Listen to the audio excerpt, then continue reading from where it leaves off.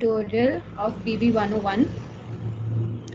First of all, we would like to know how many of you got a chance to look at the questions that were uploaded on Moodle.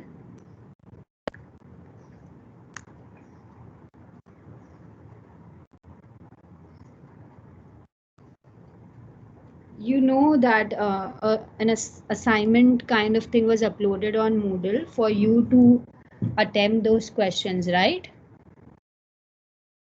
Yes. So, did anyone get a chance to attempt those? No. No one. Did you know that the assignment, these questions were uploaded on Moodle?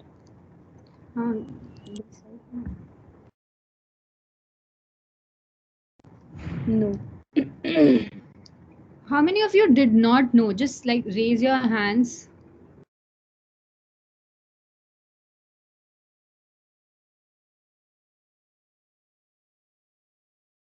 People did not. Quite a lot of people did not. Oh my. Oh, okay. More than no one knew. That is surprising. Are you not active on Moodle? And how many of you knew? Just lower your hands, and I just want to count how many of you knew that there was an assignment on Moodle. Well, I think everybody should know that, Surabhi. Okay. I have sent notification.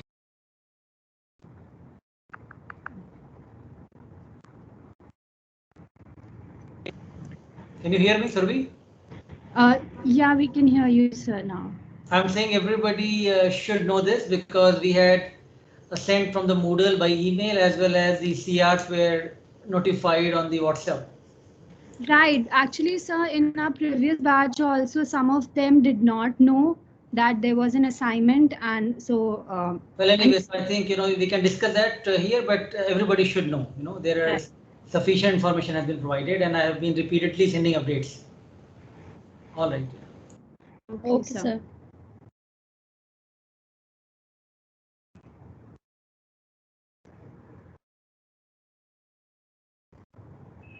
Okay, now I think we can start the tutorial because already we are getting late.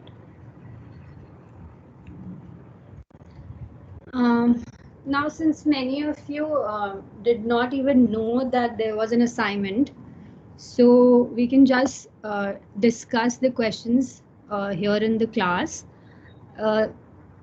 From after what's the time? This is 2:08 to 4:08, yeah. 4:45 onwards, we'll have a 10 minutes quiz. So until then, we can discuss the questions.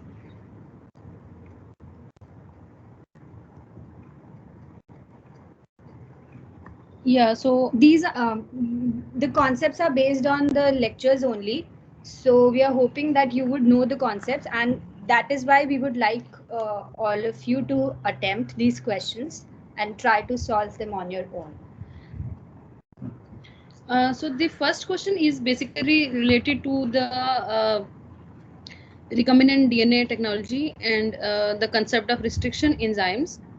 So you might be now familiar with the restriction enzymes that they are basically used to cut the DNA at a specific position so that the kind of cloning experiments can be performed. So here in this question you have a plasmid of 5 kb and it has site for 3 restriction enzymes, that is HIN3, EcoR1 and NCO1. So what would be the pattern of bands? The plasmid is being cut with these 3 restriction enzymes, and then after that it is run on the gel. So you have to tell what would be the bending patterns for the DNA fragments produced when the first combination, that is HIN3 and EcoR1 is used, and secondly when HIN3 and NCO1 was used. So this is the schematic representation showing the say the when hint 3 is cutting, how what is getting the position formed? of the restriction Right, sites. restriction site. So you taking the help of this figure and this information, you just tell the with the first combination what would be the bands, where would be the bands.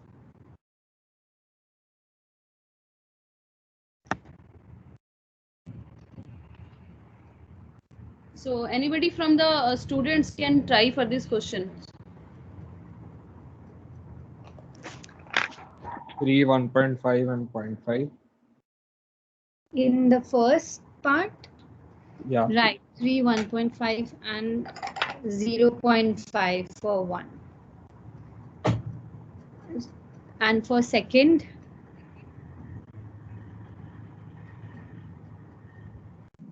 2, 2.5, 0.5.